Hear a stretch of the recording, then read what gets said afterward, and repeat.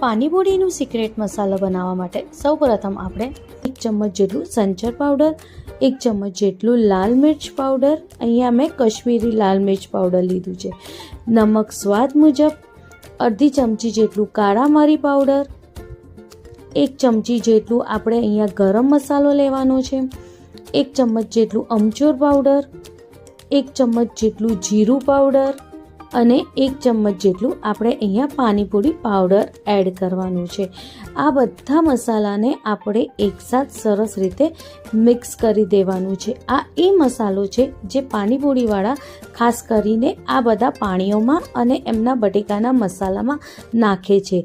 આ ખાસ કરીને એ સિક્રેટ મસાલો છે જેનાથી એ લોકોની પાણીપુરી એટલી બધી ટેસ્ટી બને છે। એકવાર તમે આ મસાલાને જરૂરથી ટ્રાય કરજો।